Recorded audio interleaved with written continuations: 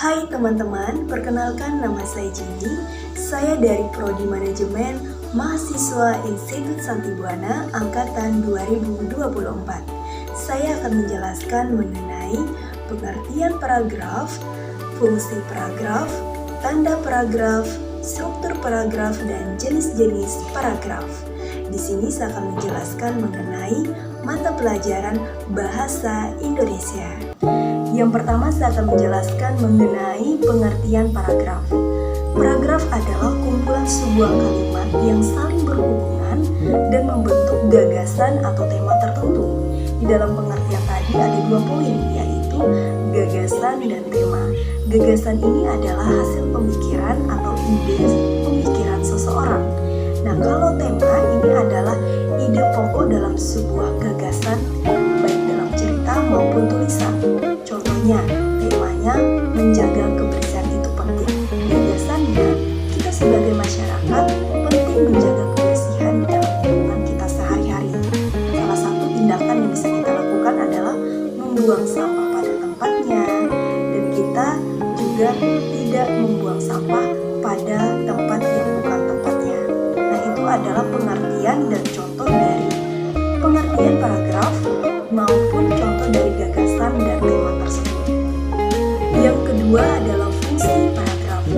Paragraf memiliki fungsi untuk memudahkan seorang pembaca untuk memahami sebuah informasi agar lebih terstruktur.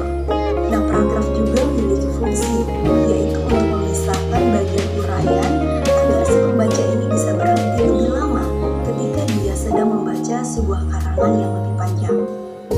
Yang ketiga adalah struktur paragraf. Struktur paragraf yang baik memiliki 3 tingkatan atau 3 poin informasi. Yang pertama, kalimat topik. Yang kedua, pengembangan langsung. Yang ketiga itu pengembangan tak langsung. Ketika kita ingin membuat suatu paragraf, tentunya kita memerlukan struktur paragraf yang baik. Dan ini adalah 3 komponen atau 3 poin yang penting untuk kita membuat suatu paragraf. Yang keempat adalah tanda paragraf.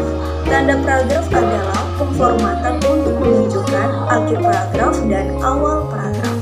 Berikutnya dalam sebuah dokumen, tanda paragraf berbentuk P seperti ini, yang dimana menghadap belakang dengan 2 garis vertikal di sampingnya. Tanda paragraf juga dikenal sebagai tanda bagian atau dengan bulu ganda. Yang terakhir adalah jenis paragraf. Jenis paragraf ini dibedakan berdasarkan 3 hal. Yang pertama, letak kalimat utama. Yang kedua, fungsi. Dan yang ketiga itu isi.